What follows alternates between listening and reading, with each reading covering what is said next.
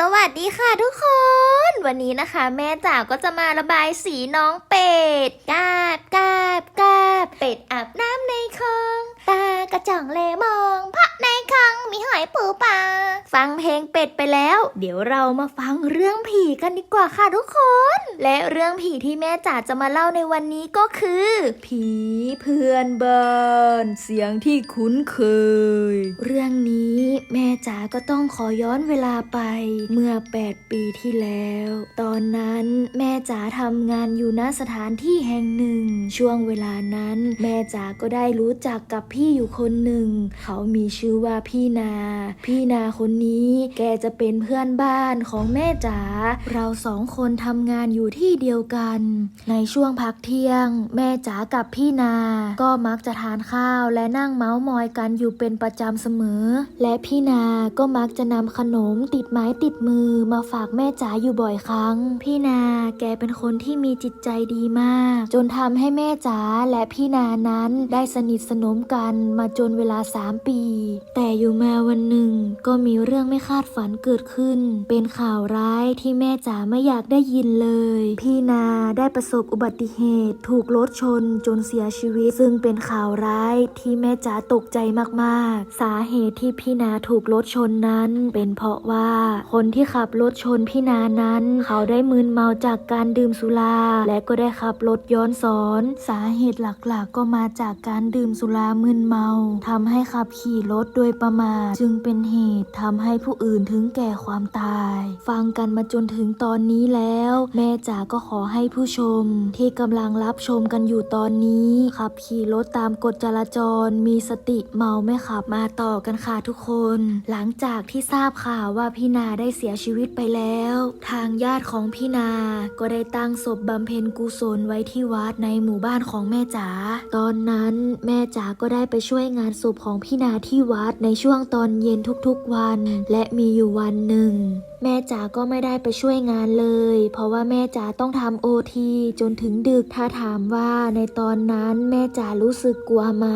แม่จ๋าก็ไม่รู้สึกกลัวสักเท่าไหร่แต่แค่หวาดระแวงเพราะเป็นคนที่เราคุ้นเคยไม่ค่อยชินสักเท่าไหร่แม่จ๋าจึงได้ชวนให้พ่อจ๋ามาอยู่เป็นคู่ในช่วงขณะที่ทำOT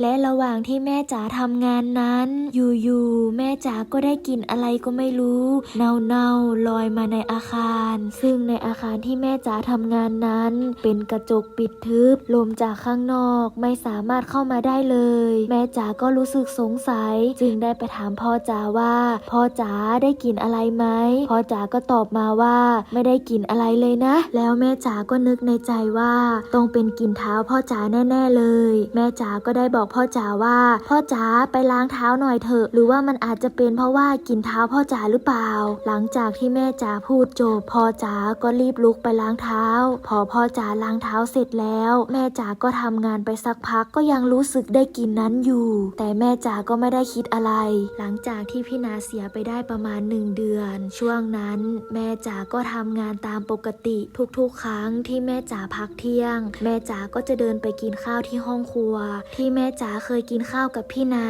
และมีอยู่วันหนึ่งวันนั้นเป็นวันที่แม่จ๋าเดินเข้าห้องครัวตามปกติแต่บรรยากาศในห้องครัวเย็นเยือกเงียบวังเวงผิดปกติตอนนั้นแม่จ๋าก็กำลังนั่งกินข้าวกับเพื่อนร่วมงานอีกคนอยู่ๆแม่จ๋าก็ได้ยินเสียงเรียกเบาๆอยู่ข้างหูลีนลีนลีน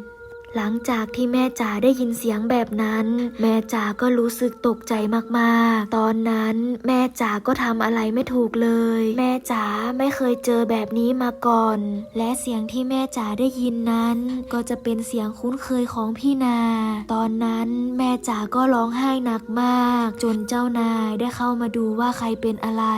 พอเจ้านายของแม่จ๋าเข้ามาดูก็ได้ถามว่าเป็นอะไรหรอแล้วแม่จ๋าก็ได้ตอบไปว่า ว่าหนูได้ยินเสียงพี่นาค่ะเหมือนพี่นาจะมาเรียกหนูพอเจ้านายของแม่จ๋าได้ยินแม่จ๋าพูดแบบนี้เจ้านายก็ได้บอกแม่จ๋าว่าถ้าอย่างนั้นวันพรุ่งนี้เช้าเราไปทำบุญให้แกกันนะผมฝากให้หนูจัดเตรียมอาหารที่แกชอบด้วยล่ะพอตกมาตอนเช้าเราก็ได้พากันไปทำบุญให้กับพี่นาหลังจากที่เราทำบุญกันเสร็จแล้วแม่จ๋ากำลังจะกลับมาที่ทำงานอยู่ๆก็มีพระรูปหนึ่งได้มาทักแม่จ๋าว่าคนที่เขาจากไปโดยไม่ได้ล่ำลาที่เขามาหาก็เพราะว่าเขาต้องการมาล่ำลาเป็นครั้งสุดท้ายนะโยมหลังจากที่พระท่านพูดเสร็จแม่จ๋าก็คิดในใจว่า